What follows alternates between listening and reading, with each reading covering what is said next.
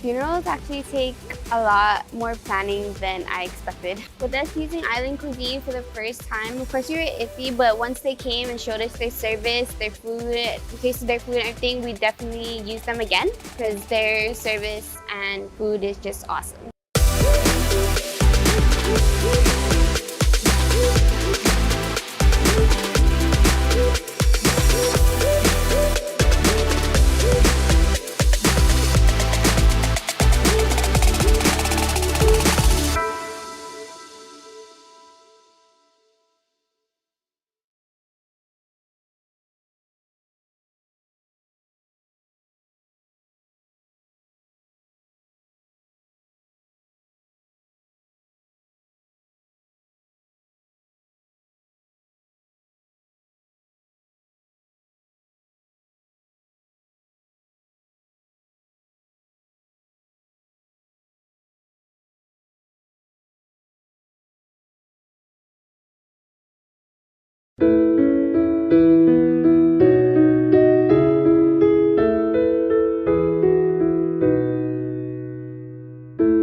I'll ride with the horses, I'll swim through the sea, I'll climb to the mountain tops, won't you come follow me?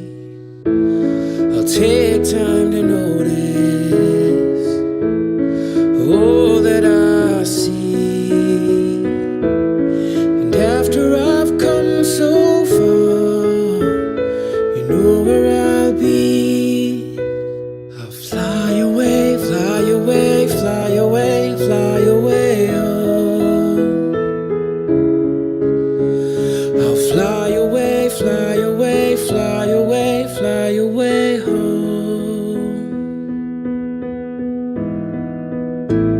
But life is a vision, that's how it should be.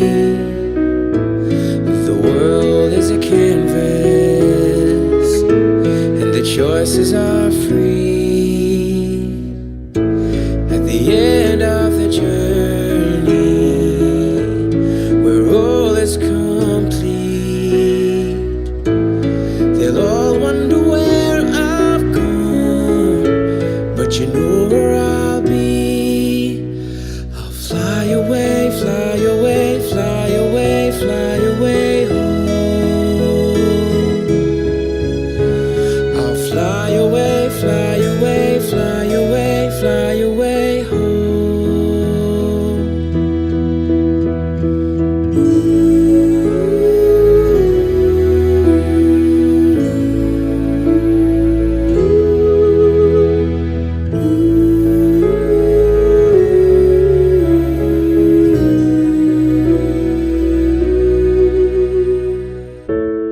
Our dreams last forever, for all that we know. The roads come together, and that's where we'll go.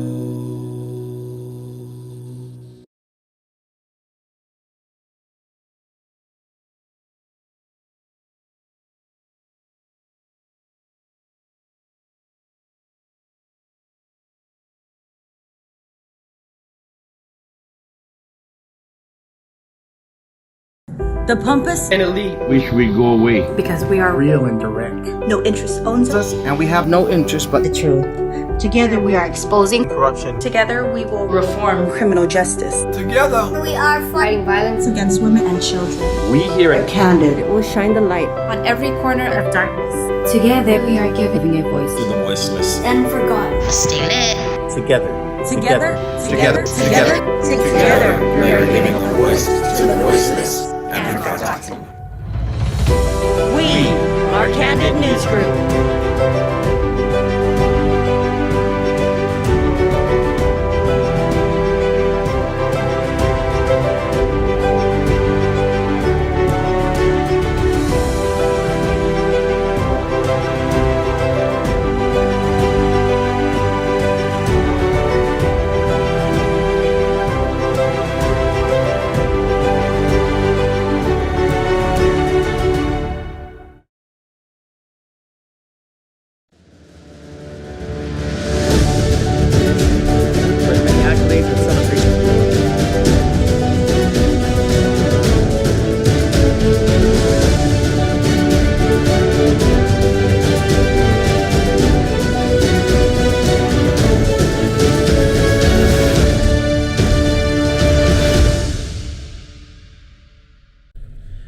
us, Mariana's in Micronesia. I'm Troy Torres. And I'm Johnny Rosario. And Dennis this is Flores. Dennis Flores from the village of Jigo.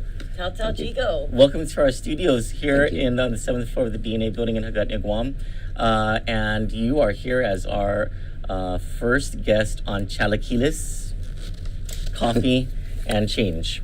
Because I'm guessing that's what you want to bring is some change, right? This is our show or our series involving the new candidates for office. So thank you so much for joining us. We very much Thank you appreciate very it. much. I really Try your appreciate Chalikilis. This is from '76.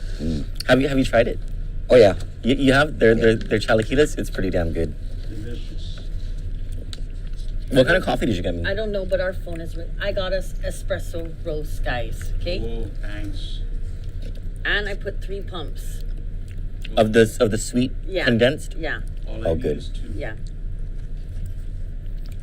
Sorry, I know this is Hold on, Oh my God, I didn't realize how hungry I am. just hold on. I really Troy. Okay, waxed okay. mine. All right. So we're gonna ask Dennis a couple of questions first. We're gonna get into the news, and that news is actually gonna lead into some Jigo news. Then we'll talk a lot more about Jigo for the second half of this. So first things first, you're running in a field of 4 Democrats vying for mayor in Jigo, correct? Correct. Tell us about a little bit about your background. What makes you qualified to be mayor? Well, I'm a United mechanic, Okay. and I'm a How many farmer. years have you been with United? 31 years. Holy, okay. Yeah, so I figured I run for Jigo Mayor to change the community, to make it better for us that live there. So you've been with United for 31 years. That's okay. That's commitment, first of all. Commitment, super That's commitment. a super commitment. Yeah, I could never imagine being in one place for 31 I was years. 9 when you started working there. And you're a farmer. I'm a farmer. Can you tell us more about being a Well, farmer? I grew up in Jigo. I was adopted to the Flores family. Okay. You know, all we did was raise pigs and, plant vegetables and stuff for our family to survive. Times are rough then. Okay. So by saying that, it's, the people need to learn how to grow their own food as far as this time in Jigo. Okay, and we're going to talk about that. We're going to talk about crime, poverty, roads, and infrastructure activities and things like that. We'll get to all of that. So thank you for answering the second question, which is why are you running? And you said, why don't you go ahead to make change Changes to clean up the community. People are tired already of the roads, the secondary roads not being fixed for how many years. Mm-hmm. And, there's a lot of trash, abandoned vehicles that are, uncalled for. We need to clean up our community because it's poisoning our lands and our water lenses. Okay. Well, stick with us and join us in the discussion on the news, because there's some pretty heavy news today, and then we're going to get right. This is all going to lead into news about Jigo. Okay. And then we'll take it from there, okay? Okay. But feel free to interject wherever you want. Chime in at any time. Yeah. This is how we do. And I would say you can go ahead and cuss, but we cannot do that anymore on Kandit, and probably wouldn't be good for your voters anyway if you started cussing on the air. But there is breaking news out of Washington, D.C. This is not so breaking, though, because this happened on July 14, and I'm wondering why the Leon Guerrero administration hasn't said anything about this. They did say, I think there was a story about former Congresswoman Madeline Bordallo working with the federal agencies to keep Guam abreast of what's going on, but the governor's office must have missed this one, because on July 14, the president issued Executive Order 13936, and it's all about Hong Kong.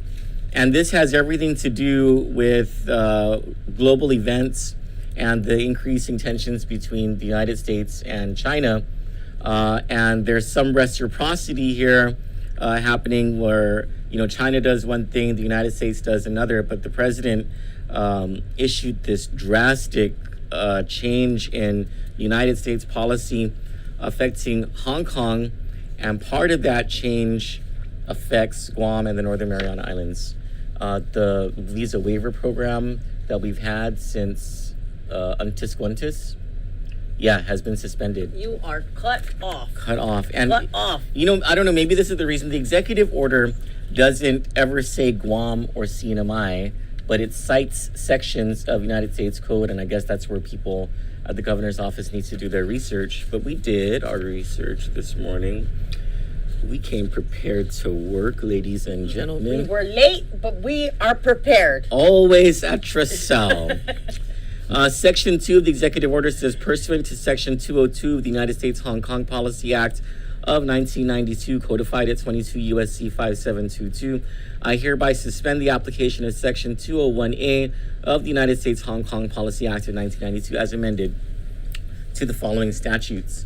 And the one that applies to Guam is Section 212L of the Immigration and Nationality Act of 1952 as amended. That's codified at 8 U.S.C. 1182L. When you go to 8 U.S.C. 1182L, stand by.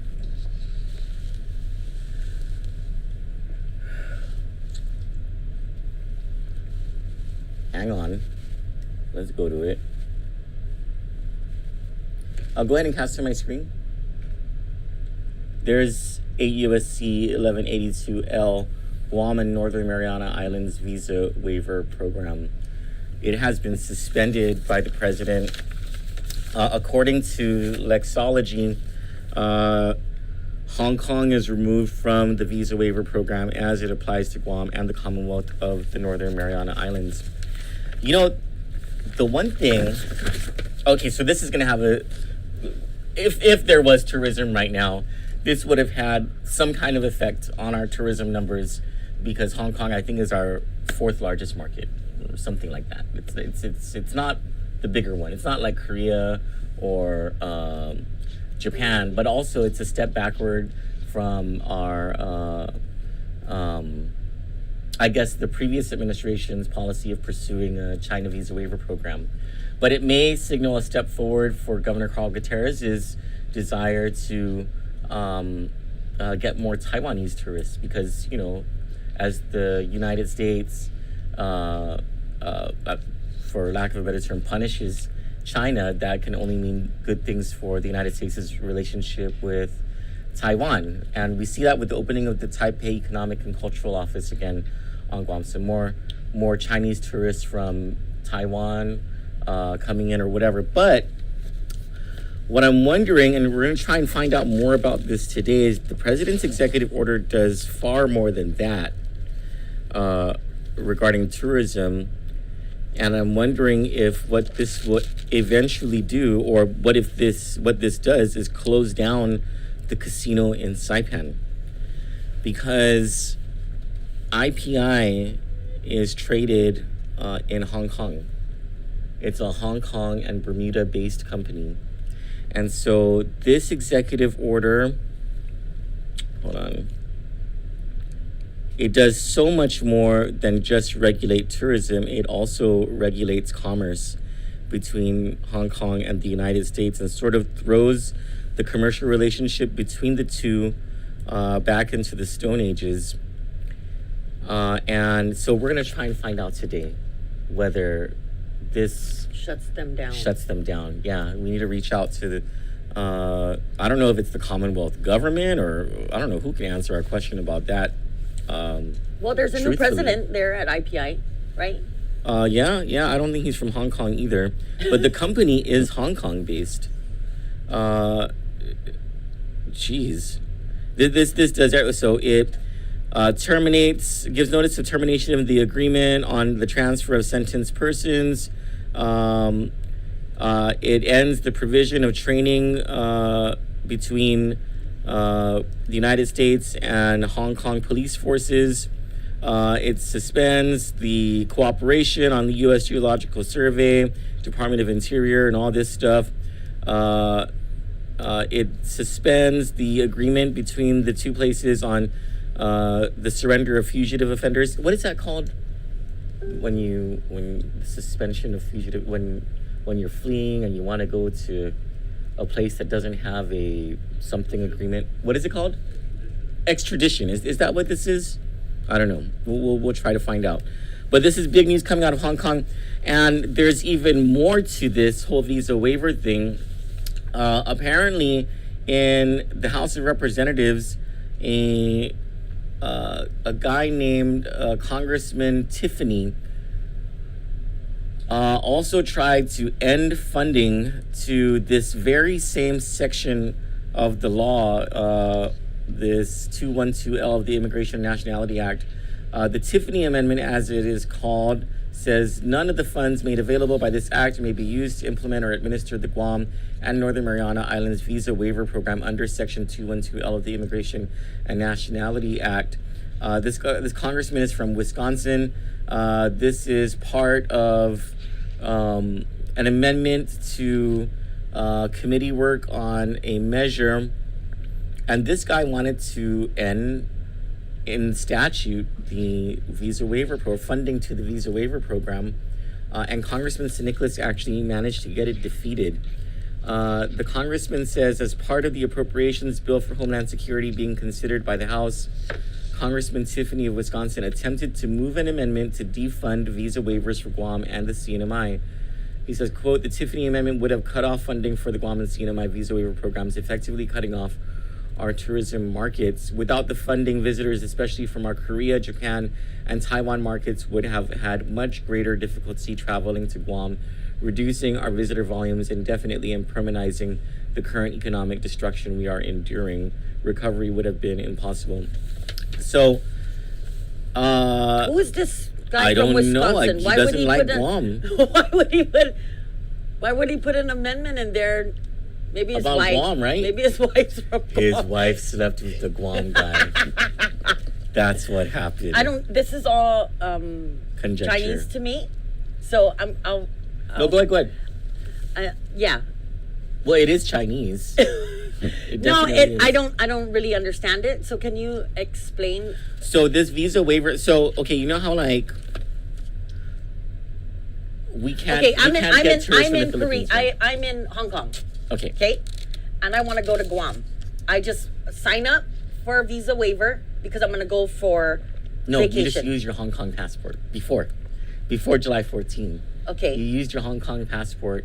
I don't need to sign up. No, you can buy a ticket, come to Guam for 45 days at the most. Okay. And then you have to go back home. Okay. You know? Okay. But so now I have to sign up and get approved. You have to get a visa.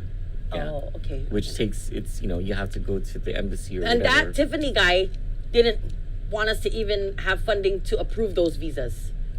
I don't know what the funding is for, but normally how governments work is funding is everything, so I guess it's the administration of the program. Mm-hmm. But what this guy wanted to do wasn't just about Hong Kong, it was all of our visa waiver programs. Oh. So yeah. It's Korea, Japan, and Taiwan as well, on top of Hong Kong.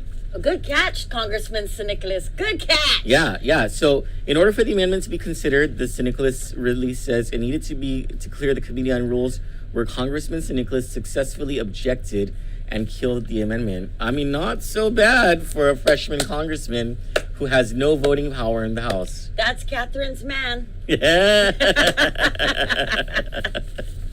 No, really. The guy just saved tourism. Now, President Trump so just let's suspended hear a report on that.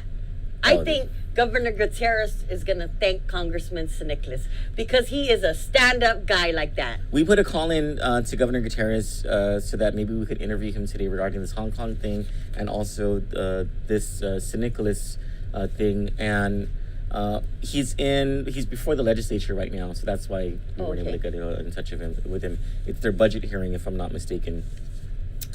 All right, so that's not all. The congressman was busy at about midnight. I'm sorry, midnight today. Is that what we call it? Yeah, it's midnight. Or at 12:01 a.m. I don't. That always confuses me. I thought I was doing a favor, Cello. I'm sorry. Oh no, it's okay. It's okay. Yeah, I didn't think we would go into Facebook jail because I shared that. I wanted people to watch. Well, yeah. So we the reason we don't share links. There was a link to this this hearing that happened at 12 this morning in Congress. The reason we don't share links is because our reach gets suspended or corrupted or whatever. Corrupted. Let's go with corrupted. Yeah, so our numbers will go down if we share links. So Johnny did share a link this morning to the hearing that was happening live, and she shared that she stayed up so that she could share it. And then 15 minutes later, I took it off, and I was like, Chalo, we can't share links, but Eric is gonna record or grab the video of the congressman's testimony before the House. And put it on our page. Yeah, and so we shared that earlier, but we're gonna play it for you now. Congressman Nicholas testified before the committee on voting rights for Guam. I believe he's watching right now. Catherine Nicholas says, yes, Johnny, that is my man. I am proud to be his wife and so proud of the work he does for the people of Guam. Biba, Mike Nicholas. All right. Vote for Mike, okay? You vote for Mike, Dennis. You said yes? Yes? All right, you're not a politician. You know what politicians say? Okay. Say to me, vote for Mike, Troy. You know, I've always admired Congressman Michael Nicholas. He's always been such a wonderful person. and then try to press me again. So you're gonna vote for him, right? You know, my support for him has always been there. My family really loves him. And you know what? Let's talk about Senator Tello Taitaguina. Let's play the congressman's testimony before Congress today. Next, we will hear from Congressman Michael Nicholas. You are recognized for 5 minutes. Chairwoman Fudge and Ranking Member Davis and our honorable members of the subcommittee, my name is Michael Nicholas, and I am the representative at large for the territory of Guam to the U.S. House of Representatives. Let me begin by expressing my thanks to the committee for taking the historic step to hold this hearing, as it encompasses a subject no less significant than the suffrage of this democracy of our United States. Today, the committee will be hearing testimony and receiving testimony from witnesses who will very eloquently articulate the circumstances of the subject before us, the voting rights of American citizens who reside in our U.S. territories. The committee will hear compelling arguments of the inequality and injustices that surround these circumstances, how it is fundamentally un-American, and how it is long overdue for remedy. For my part, in representing my constituency, the people of Guam, I first want to open in full agreement that the inability for American citizens to impact electorally the full voting representation they have in the Congress and the president of their country is a circumstance that must be addressed. Equally, as a non-voting member of this House, I also have the unique perspective to assert in full confidence that these present circumstances denying American citizens of the opportunity for full representation is not born out of malice from any member of this House. Plainly put, there is not a single member of Congress, to my knowledge, who relishes in the fact and seeks to perpetuate the reality that Americans anywhere, and in particular our territories, are disenfranchised. We are here today because the history of our country, the makeup of our republic, the framework of our Constitution, and the case law of our courts have not caught up to what we today would expect to be an American standard. That every American living in America should be equally protected and represented in the law as Americans. The challenge before us today is how to address this. History has shown that it was never the intent of this republic to perpetually maintain territories. Every American territory before 1898 had a very distinct path into the Union. And what was consistent in all paths was a deliberate attempt to invest in their eventual inclusion, whether it was through encouraging settlement or investing in infrastructure, or in the deliberate attempt by the predecessors of this body to take pride in growing the number of states that encompass the United States of America. Territories that qualify for full inclusion into the Republic as states must be so included. Puerto Rico must be included as a state in this Republic or released by this Republic. There is no rational basis to maintain it as a territory, as it meets all constitutional thresholds for inclusion, and the inaction of this government that perpetuates its territorial status is inexcusable. A binding referendum in Puerto Rico administered by the United States for inclusion of the state of Puerto Rico as a state or recognition of an independent Puerto Rico is a duty we have not the convenience to ignore. The very integrity of our republic is at stake. For our smaller territories, to include Guam, A deliberate attempt to bring them into the Union must be undertaken by this country. Further incremental progress must be taken in this regard to include the extension of delegates, not only to the United States House of Representatives as we have today, but to the United States Senate, that there may be some form of representation in both chambers of Congress. Similarly, Electoral College representation, as so extended to the District of Columbia, must so too be extended to all territories. While the latter represents a larger hurdle requiring a constitutional amendment, the former could have us seating Senate delegates post-haste, as legislation in my H.R. 5526 introduced in this 116th Congress would see it so. Additional consideration must be given to territories to enhance their abilities to qualify for inclusion as states.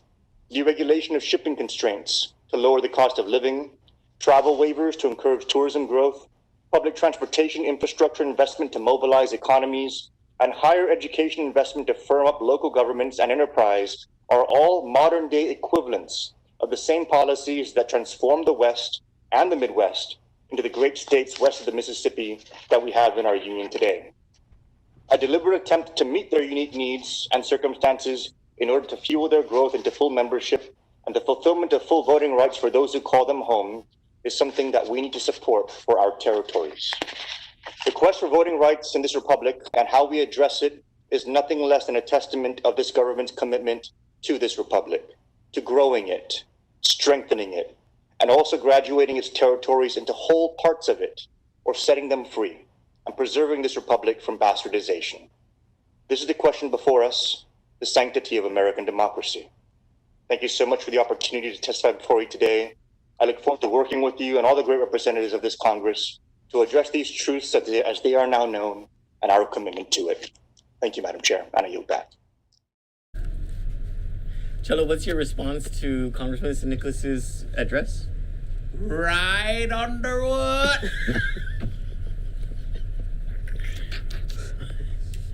I love hearing Mike Nicholas talk. Me too. It's very inspiring. Mm-hmm. I like he could be talking to me about the ingredients to red velvet cake, and I'll be like, you know what? I am so inspired by that, Congressman. I am gonna go and make some red velvet cake right now. I'm gonna go and buy some red velvet cake right now. Elsie Rosario, hi Auntie Elsie, says, good job, Mr. Nicholas. You are awesome. Nate Horn says, Biba MSN. Biba. Mary Singale Dina says the same thing. Patricia Dueña says, I didn't always come matter congressmen and senators, but I always vote for him. He's the youngest congressman, Guam that I know of, but he is actually doing a good job for the island, that I can say. Vivian Rosario says, he definitely has my vote. I'm glad I voted for him to begin with. Donna Marie responds to Catherine Nicholas saying, he is truly amazing. The help he has put forth for the people of Guam, kudos and thank you, Congressman MSN. Eric Rosario says to Elsie Rosario, love you, Mom. Love you, Auntie Elsie. Denise Pangilinan says, Congressman Mike Nicholas represents the people of Guam with pride and great integrity. He has our vote. Michael Rages says, he is from my village, Talafofo. Thank you, Congressman Michael Nicholas. Catherine replies to Donna saying, thank you, Donna. His heart is and will always be for the people of Guam. Thank you, Congressman Nicholas, for that. We will put up that as we did put up that as a standalone story. I think we need to do the visa waiver story after we're done with this show. But we need to turn now to some not so good news, and now starts our discussion in full about Jigo. And there actually have been some comments from people asking some questions about Jigo, so we'll bring that up as well. But first, Guam Animals in Need sent out a news release. It's very disturbing, and if you don't have a strong stomach, you might not want to look at the photos that we're about to show. On Liberation Day, a friendly neighborhood dog was brutally attacked in broad daylight in Jigo and died of his injuries over 24 hours later. GAIN is calling for aggressive local and military investigations to bring the attacker to justice. Military, there must be something here. Along a quiet street that one resident describes as a safe place straight from my childhood, young children regularly ride bikes and play outdoors, this release says from GAIN. But on Wednesday, July 22, the children made a horrific discovery. One of their neighborhood dogs, whom they'd named Walter, was severely injured. Someone had slit the side and back of his neck. Walter was well known in the neighborhood, an old arthritic boonie mix. He was small in stature and had a gentle personality. He knew how to sit and shake hands on command, leading residents to believe he'd once been owned and abandoned when his family left Guam. He spent his days sleeping in carports, playing with children as young as 7, and was fed by 4 to 5 families along the street. When he was discovered bleeding, the children rushed to their parents, who were shocked to find the extent of Walter's injuries. A severe knife cut along the back and side of his neck exposed deep muscle and bone. The neighborhood mobilized and multiple households helped place Walter in a kennel and rush him to a local veterinary clinic. However, his injuries were too great to overcome, and he was euthanized to end his suffering. Quote, we're told that when Walter was found, he was clearly in pain, but he approached the families he recognized and wagged his tail. He still trusted humans, but he was unable to lift his head due to the injuries to his neck, said Cyrus Lure, Gain Board president. Based on text messages with the suspected attacker and other evidence, it's believed that Walter was attacked with a large hunting knife the afternoon prior in broad daylight. For over 24 hours, he suffered with a 10-inch long gash along his neck that cut nearly to his spine. Gain calls for immediate, aggressive investigations and prosecution of this case. Quote, this evidence is damning, and we're asking that local and military authorities aggressively pursue justice, said Lure. Quote, the monster who did this needs to be arrested and held accountable before more animals or people are hurt, he added. The suspected attacker currently serves in the military and is stationed in Guam. Gain has received secondhand information that the military is declining to investigate the matter. Quote, we hope this information is incorrect, and Gain is following up with the Admiral's office to confirm whether or not the suspect will be investigated. The military should never ignore reports of animal cruelty committed by their personnel. Obviously, if someone is sick enough to attempt to behead a friendly old dog, they are dangerously disturbed, pardon me, and have no place serving in our armed forces. Gain continues to advocate for Bill 185-35, the PAWS Act, which is currently being reviewed by the Office of the Attorney General. Once adopted, the measure will modernize animal cruelty laws in Guam. This is a sick and disturbing story. I want the picture of the guy. So, apparently it's not the one I thought. I thought it was the same guy that shot Pugwa, the one that was led off by Judge Michael Bordallo. But this is, almost all of these stories of attacks on animals have been in Jigo. There was one in Deredo. That was my cousin Dave's dog that was shot in Deredo, but the others have been in Jigo. And of course, there's the crime that has been occurring in Jigo, the violent crimes. What's your take on? Well, first on this story animal cruelty, and then let's talk about crime. That's not right. Are you an animal person? Yeah. Oh, that's right. You're a farmer. Yeah. Of course, you're an animal person. Animals and so. What's happening in Jigo? Why is this happening? They're overwhelmed with a lot of the boony dogs and stuff. Okay. You know, wild pigs and all that. I mean, Gain has to take control and you know, have these dogs adopted or spayed and neutered. What would you do to help? Because the animal facility is... They need funding as well. Yeah. Well, even for the mayor now, I mean, we're supposed to go around and get these dogs and, you know, take care of it and bring it there and get them to be adopted or something. But not, there's so many dogs out there that are either being run over or, you know. My dog's gone. He still hasn't come home. Yeah. Knox. He ran away. No, they think that he left to die because he was going blind. And usually if a dog lives, if he knows he's going to die, he doesn't want to die in front of his family, I guess. Or that's what they say. But I don't know. So there is a stray issue in Jigo. But this is not necessarily a stray problem, though. This is a problem. This is someone's mental sickness. These are monsters. They're exactly what Osiris was saying. Well, there are monsters. He needs to pay for the crime he did. I mean, you know, that's wrong. I mean, think of it if, you know, the dog didn't bite a kid or anything like that. Yeah. You know, it could be... It was a neighborhood dog. Yeah. there are a bunch of neighborhood watches, right, in Jigo? Yeah, there's a bunch, but we all, like I said, need to pull together and start speaking up. So what would you do as mayor to help with these neighborhood watches? Because they seem to be effective in watching out for each other's homes from like thieves and all that stuff. What would you do to help these neighborhood watch programs? We need to have, like I said, the billboard sign, electric billboard sign saying, yeah, I caught this guy doing this or whatever. Mm-hmm. And you're not being snitched out because everybody in the community knows about it. Okay, so he wants to communicate. I actually agree that one of the best deterrents to crime is when you start to shame the people who commit the crime, right? So that nobody wants to be shamed.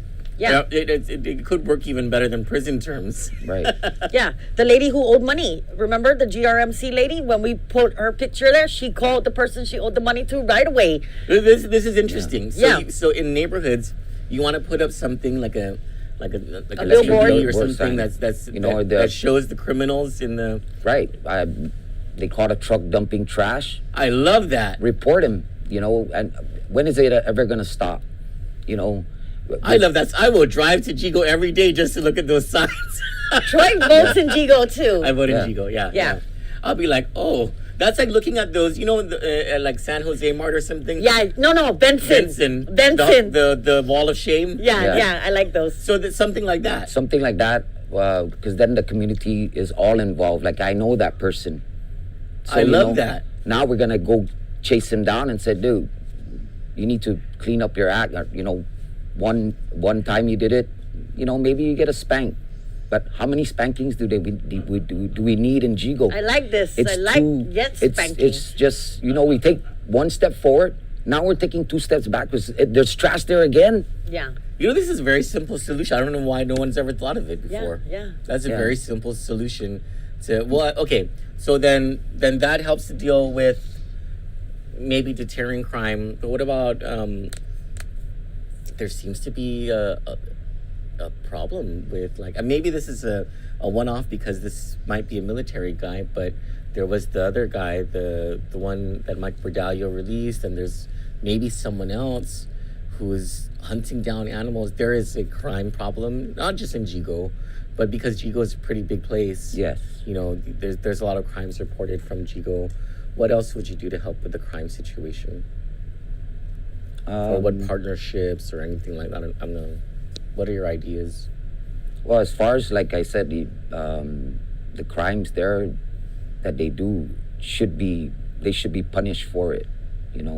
As far as taking it to the next level, even as far as the senators and everybody, chip in to help out the community with these signs around. Manila, sorry to interrupt, but a couple weeks ago, our girlfriend from Manila said that a lot of the crimes that's reported in Manila is because of the neighborhood watch, because they are on the same chat, so they all get on the chat. There's a car here, it looks suspicious, so they call the cops come, and sure enough they found drugs in the car, gun, so as long as everybody's talking to each other,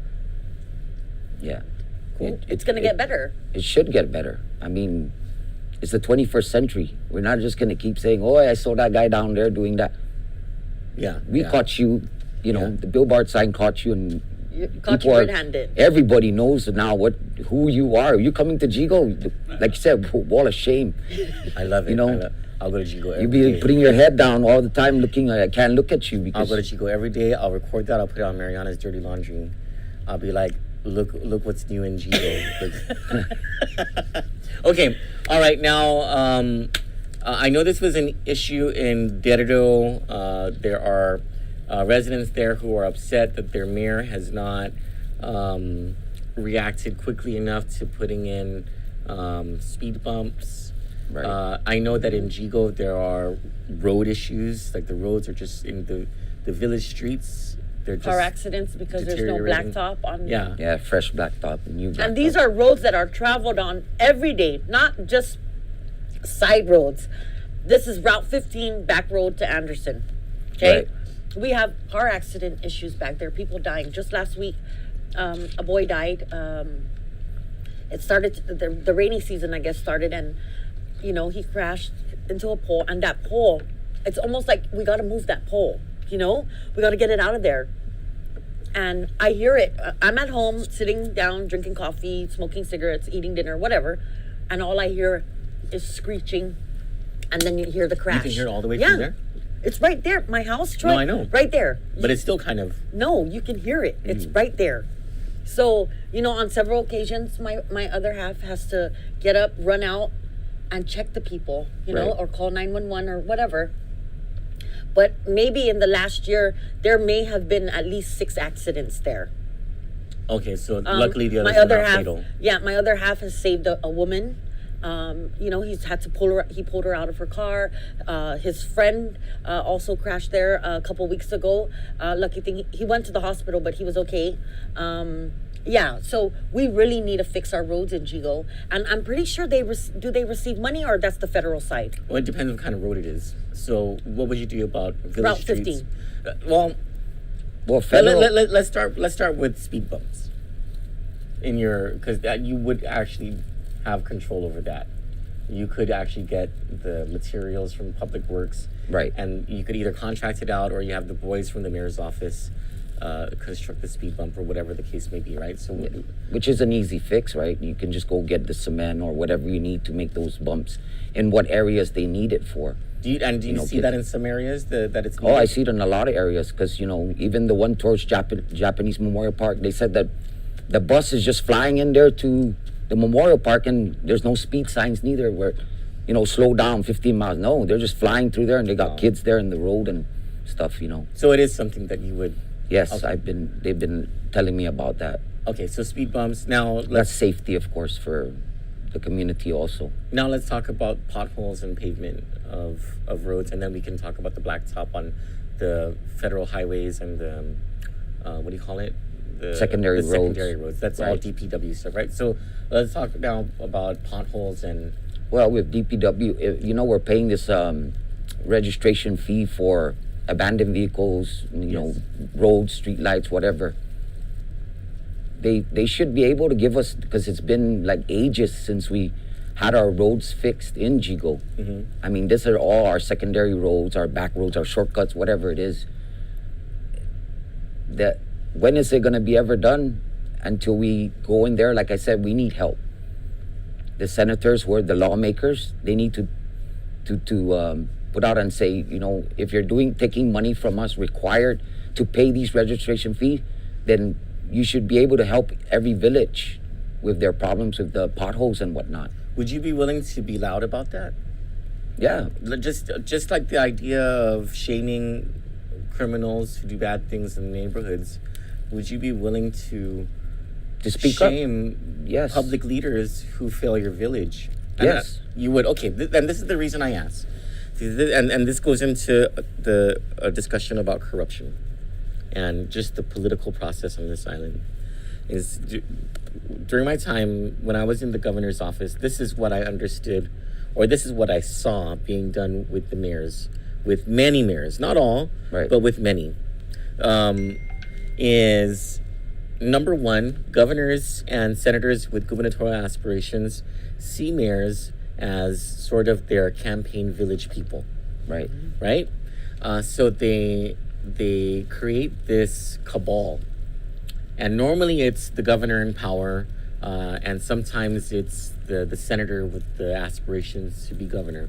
But they will do anything that the mayor's council or the powerful mayors want them to do, because in return they want the mayors to lead their campaigns in the gubernatorial election years. But that also comes with these powerful mayors who get together and make decisions that are very resource or money heavy. For example, leading a casino during liberation, or banding together to support some political issue that has contracts attached to it, or making sure that the governor transfers money into their village accounts so that they can roll out more contracts to, you know, their family, their friends. It is the corruption that I've seen happening at the mayoral level in conspiracy with the governor or a senator who has gubernatorial aspirations is pretty bad, and it's come to the detriment of the people of these villages, because now the mayor of this village will not speak up about the road issues because the governor has said, you know, Mayor, I'm going to make sure that you get these 3 trucks, you know. Can you just not, when you go to the hearing, please don't bash my public works director about the streets. We'll help you. We'll help you. And it's all quiet. Be quiet about it. It happens all the time. And that's why, you know, you see these mayors that are in trouble right now in the election who are likely not going to get reelected because, you know, their people have been clamoring for things like roads and they never say anything. Right. So you're... No, I'm going to speak up, you know, because, you know, like I said, when is the people of their village going to be taken care of? There's always party this, party that, you know, under the table. And then where's the money, like I said, I to have do a all question. these things? Are you connected in any way to any? No, I'm not a politician. You know, I'm not connected to any corrupts that happen here in Guam. Let me ask you, what if Governor Lilian Guerrero, 5 minutes after the show, calls you up and says, Dennis, you know, I'll publicly endorse you and support you for mayor, and I want you to lead my Jigo gubernatorial campaign for 2022. What would you say to her? Sorry, can't do it. You know, like I said, I'm not about corruption. I'm about cleaning up our act and our village, moving forward. So your singular focus is Jigo.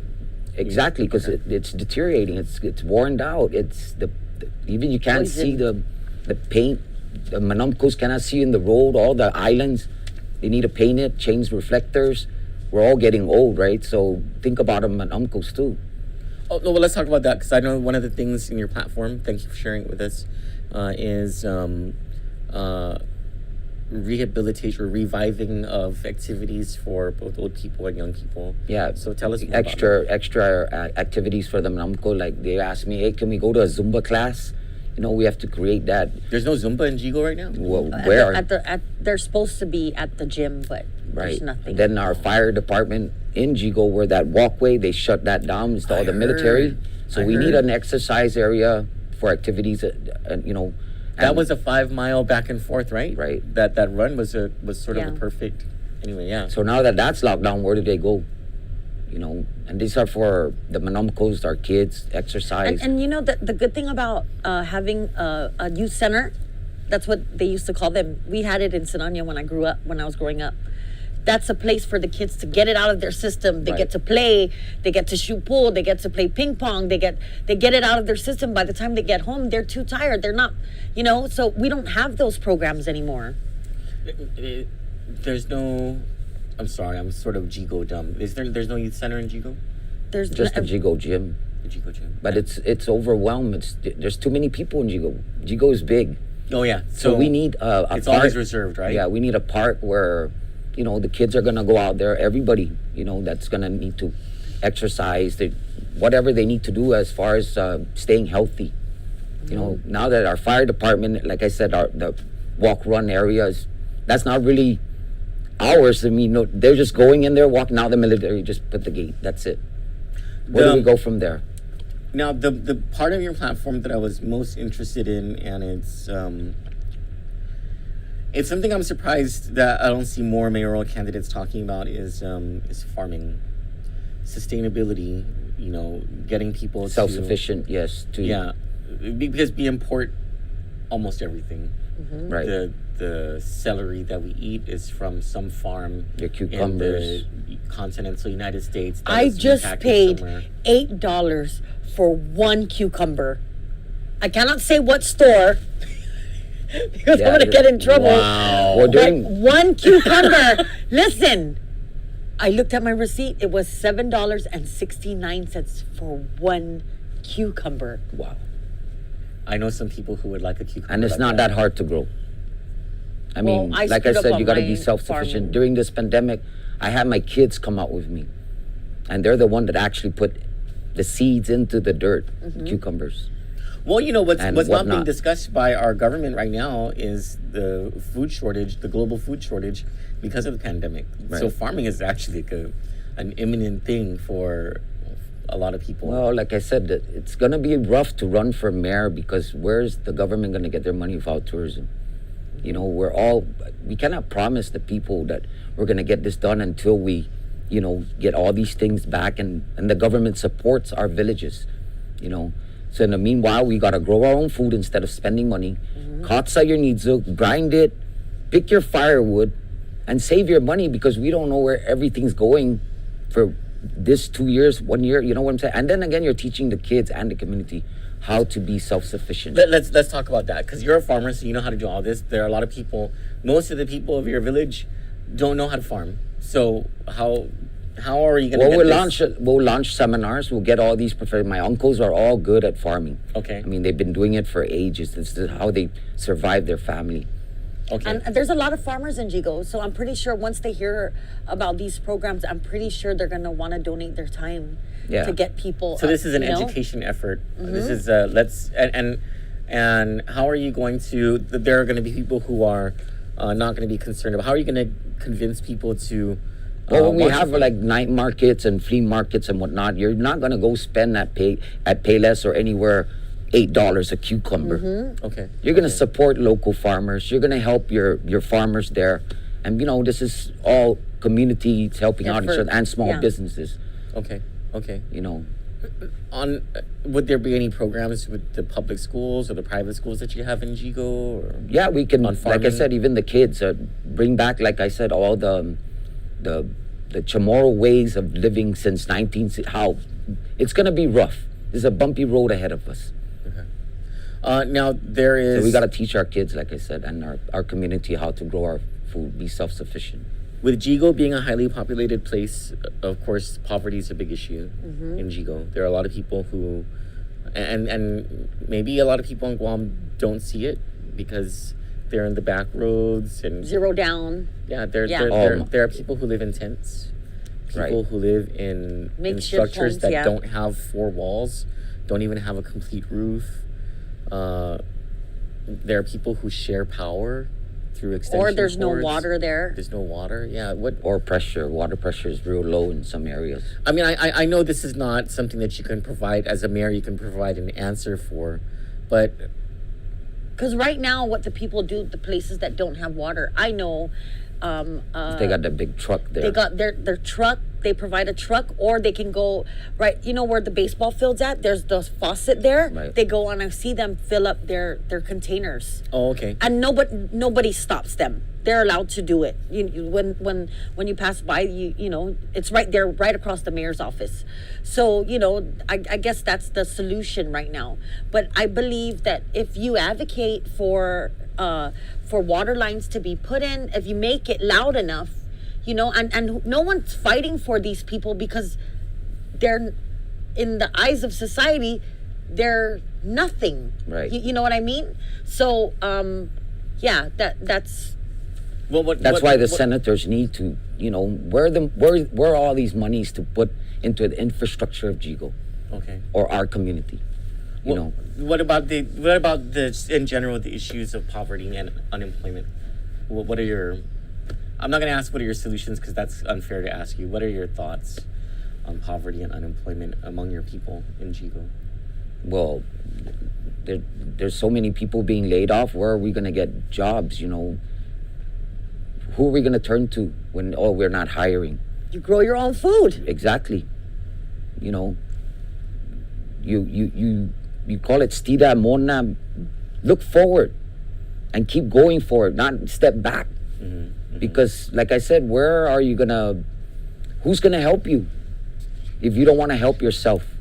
You know what I'm saying? Amen. Oh, I cannot plan because I got black thumb or what. Try. And if you cannot, we help to put food on the table for everybody. What are the other programs? Is there anything else that you wanted to add? No, it's just like I said, I'm just here to clean up the community and all the babarias that have been happening. You know, Jigo, it's time. Let's just clean it up. Let's help each other. Let's pull together. What makes you different from your opponents in the Democratic field? I think they're all scammers. That's the bottom line, scammers. I love you. Yeah, what are we gonna do? It's too long already. How many years in office have you been doing nothing?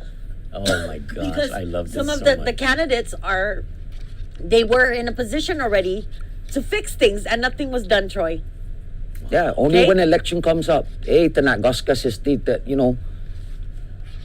scammers. I love this so much. Me too. You never ever get an answer like that from a politician. Can you put a ever. sign at my house? We'll put a big one there. Yes. I'm gonna make stickers that say Baba Scam. I'm gonna put it on your opponent's billboards. Hashtag Baba Scam. Come, I have a container. You can put it on top. Yes. Nice. Yeah. Put a sign Man, at my also, house. they're tired. The people are tired. Yes, we are. Tired. Amen. I'm not gonna promise something that I cannot keep.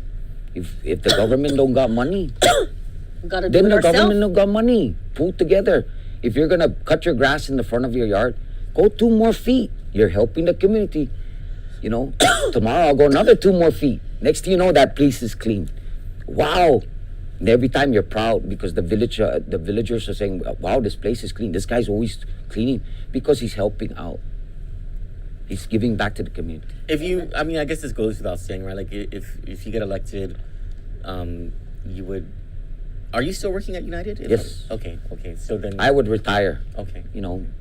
And move on and help the community out. Like I said, it's been too long. Have you ever worked for Gov Guam? Never. Oh wow. I worked for McDonald's and I think that also sets you aside from your opponents because you've never worked for Gov Guam. and if the people need help, like I said, just whistle. And they use their I need help. They'll come and help you. Open your heart to everybody there that's needing help. The manamkos, hey, can you get me soy sauce and vinegar at the store? You're gonna help or cut her grass or whatever, right? Yes. Because she has nobody already. You need to go help her. That's what I was doing when I was growing up. I helped Grandma Edo. That's all I do is cut grass there, and she'll give me $2. I'm happy. I helped her. I'm sorry. I'm stuck on the Scammer? electronic billboards thing. Oh yeah, me too. And I really want. Like I said, every village though should have it. It's the 21st century. I agree. Mm-hmm. I think wherever I'm gonna pass by, I want to see that billboard. Because somebody, they're scared to snitch. Oh, you're a snitch, But if that's out there, everybody knows. Yeah. Who are you gonna point fingers to now? Yeah. You cannot point fingers. You did the crime. Oh, you're a you snitch paid the until time. it happens to your own family, right? Even No, I'm saying those people are saying, "Oh, you're a snitch." Oh, but wait till it happens to you. right. And then what? You know what I mean? Yeah. Yeah. Those are everybody needs help. People are stealing because they need help. And we're talking about the violent Right. criminals. Yeah, the thieves, the ones who hurt their wives, all that stuff, Yeah, right? steal from their mom, steal from their dad. Those are the ones we're talking about. Those people need help. Let's shame them. And we But- also have a big drug problem. Right. Guam, we have to admit that Guam does have a big drug problem. We need programs. We have single mothers, and I know a lot of single mothers in Jigo, single fathers too, that need help. We get stuck in this life of sin, dealing drugs or what the petty. I'm not talking about big time drug dealers. I'm talking about petty drug pushing Street pushers. because they need to support their family because there's a lot of that, and as much as people don't want to admit it, the high society here, they don't want to admit it, but we know that this is happening, and if we get programs in there in our community to get them out of that, whether it be farming, the kids have a place. Before the football teams, the coaches would take the kids from parents who are they know that these kids are in a house where their parents are on drugs, coaches would literally drive around, pick up the kids so that the parents can have a break. Right. So you know that's what what we I mean? did when I was running the football team for Jigo Jets with Ron McCord and up in Jigo. You know what I'm talking about, Yes. right? There's some, and these kids are really good. Hardcore kids, they're really the best. Hey, But all it took is for us to go get them out. yeah. Well, you're Give not them good a at break. promoting yourself, huh? You should have mentioned that in the beginning that you coached a football team. Yeah. And He that you doesn't helped other know these people's things, kids. Troy. Yeah. But you get what I'm saying. Yeah. So if we help with the community with these things, you know, you bring up your community. You know, instead of saying, "Hey, never mind those people at that house because they're on drugs," and find out. You know, talk to the kids. I've heard mayors. We used to take Governor Calvo around to the poor sections of the villages because I always wanted the governor to continue to be grounded in the needs of the people, right? So we had this program called the governor would just walk around and knock on doors and ask people, you know, what is it that you need? Do you have any questions for me? Whatever, right? And a couple of mayors, I've heard them say to the governor, and I never wanted to tell the mayors ahead of time, you know, the governor's going to be here. I always wanted to just on the way call them up and say, hey, oh, by the way, the governor's going to be here, because some of these mayors always had this thing in their head. Anyway, so I've heard a couple of them say, Governor, don't go to that house because, you know, yeah, that kind of thing. And I'd be like, Governor, you need to go into that house. That's exactly the house you need to go to.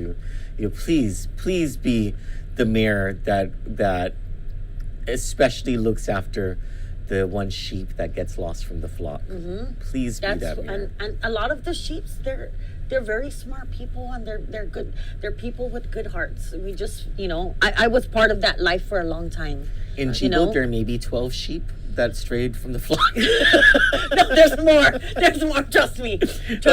I got a WhatsApp question in from I think a Jigo resident asking about infrastructure for land trust properties, because there's a lot of land trust properties in Jigo, and infrastructure is, I mean, that is a big deal. Would you knock on the doors of the Chamorro Land Trust Commission or the governor's we would office? like I said, we would have to do what we have to do. We have to go to these places, talk to these people, you know, who is in power.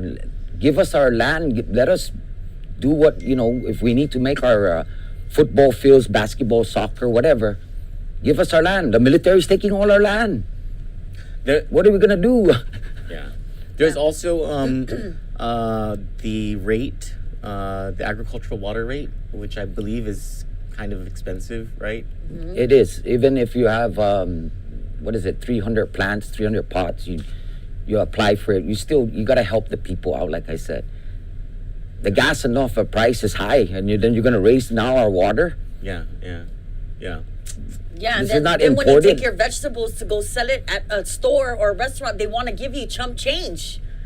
You know what I'm saying? So there has to be programs there.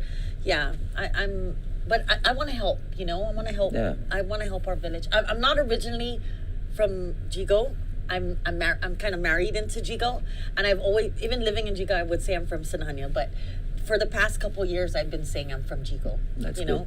Well, this has been a lovely let's- conversation. let's correct it. Yeah. We're inviting your opponents to come on our show, of course, so that they can, you know, I want to ask them if they would do this billboard I want thing. to ask if they're scammers. And if they're scam, are you hashtag Baba Scam?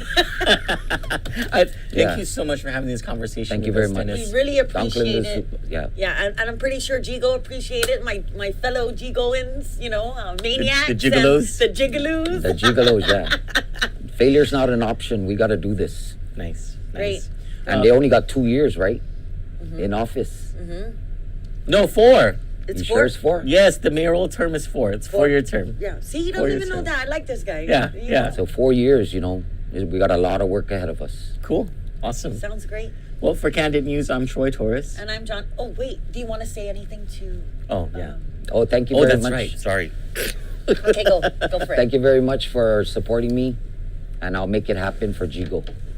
Ask them to vote for you. Vote Dennis Flores, Democrat, number 3 on the ballot. Amen. All right, one more time. For Candid News, I'm Troy Torres. And I'm Johnny Rosario. Have a good morning. Bye.